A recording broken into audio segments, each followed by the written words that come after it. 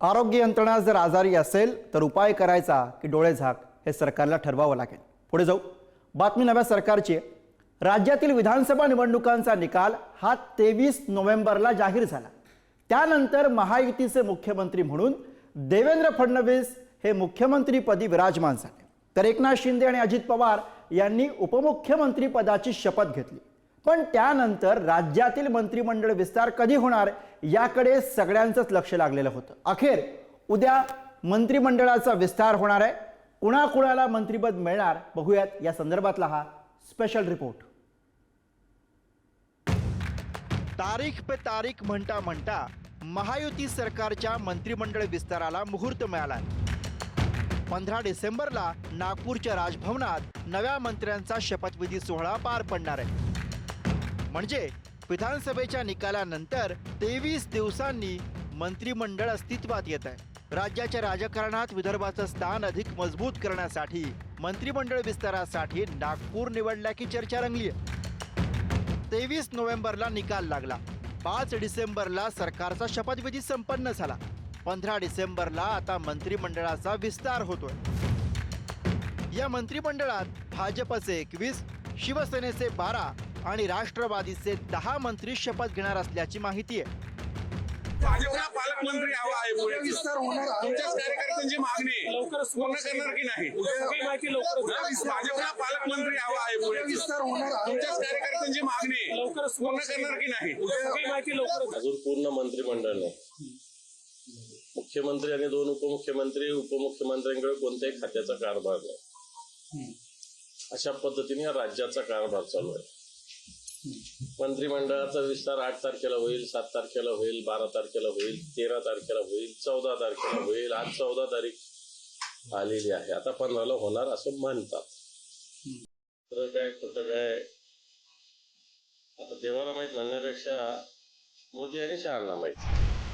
विधानसभा निवडणुकीमध्ये महायुतीने तब्बल 232 जागांवर बाजी मारली, पण मोठ्या विजयामुळे मंत्रिमंडळ विस्तारात अडचण निर्माण झाली होती असं बोललं जात आहे। कारण एका मंत्रिपदासाठी 4 ते 5 जण इच्छुक होते, त्यामुळे कुणाला संधी द्यायची आणि कुणाला वगळायचं हा प्रश्न निर्माण झाला होता।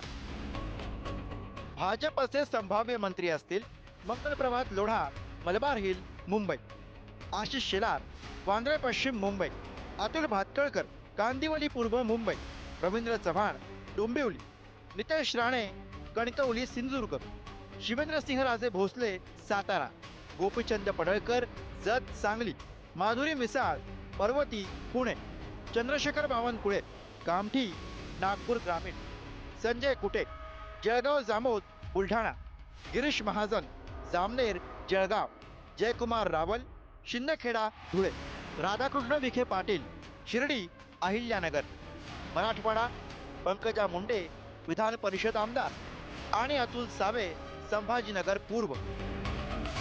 तर अजित पवार यांचे संभाव्य मंत्री असतील आदिती तटकरे अलिबाग रायगड, छगन भुजबळ येवला नाशिक, अनिल पाटील अमळनेर जळगाव, नरहरी झिरवळ दिंडोरी नाशिक, संग्राम जगताप अहिल्यानगर शहर, हसन मुश्रीफ कागल कोल्हापूर, दत्ता भरणे इंदापूर पुणे, सुनील शेळके मावळ पुणे, मराठवाडा धनंजय मुंडे परळी बीड, संजय बनसोडे उदगीर लातूर, इंद्रनील नाईक पुसद यवतमाळ। 3 कोटी लोक रस्त्यावर संडासला बसत होते। मी या खात्याचा मंत्री झाल्यानंतर 1 कोटी लोकांच्या घरामध्ये स्वच्छतागृह बांधून दिले। स्वच्छता विभागामध्ये महाराष्ट्र हा देशात पहिल्या क्रमांकावर आला। मी फक्त पक्ष नेतृत्वाकडे अपेक्षा व्यक्त केलेल्या आहेत, मला मंत्रिपद मिळावं ते जनतेच्या सेवेसाठी। शिंदेच्या शिवसेनेत अनेक नेते मंत्रिपदासाठी डोळे लावून बसलेत। यात प्रामुख्याने संजय शिरसाट, योगेश कदम, विजय शिवतारे, तानाजी सावंत आणि दीपक केसरकर यांचा समावेश। शिवसेनेच्या यादीत यंदा अनपेक्षित असा बदल पाहायला मिळेल असं कळतं। अकार्यक्षम आणि वाचाळवीरांना एकनाथ शिंदेकडून नारळ दिला जाणार असल्याचं बोललं जातं। शिंदेच्या शिवसेनेचे संभाव्य मंत्री असतील गुलाबराव पाटील जळगाव ग्रामीण, उदय सामंत रत्नागिरी, दादा भुसे मालेगाव बाह्य नाशिक, शंभूराज देसाई पाटण सातारा, भरतशेठ गोगावले महाड रायगड, संजय शिरसाट संभाजीनगर पश्चिम, प्रताप सरनाईक ओवळा माजिवडा ठाणे, अर्जुन खोतकर जालना, विजय शिवतारे पुरंदर पुणे, तानाजी सावंत हे डेंजर झोन मध्ये दिसत आहेत, तर दीपक केसरकर सुद्धा डेंजर झोन मध्ये आहेत. जो माणूस 5व्यांदा निवडून येतो तोही लाखोच्या संख्येमध्ये निवडून येतो. जो लोकनेता ठरला जातो, जो राज्यनेता ठरला जातो, त्या माणसाला तुम्ही मंत्रिमंडळातून डावलताय, म्हणजे 100% तुम्ही बंजारा समाजाला डावलताय असं दिसून येतं. मागच्या वेळेला मागच्या मंत्रिमंडळामध्ये मंत्रिपद दिलं त्यावेळेला मी माझी भावना व्यक्त केली होती. माझी लढाई संपलेली नाही, कोर्टामध्ये केस चालू आहे, हे मी पुन्हा एकदा आपल्या सगळ्यांना सांगते.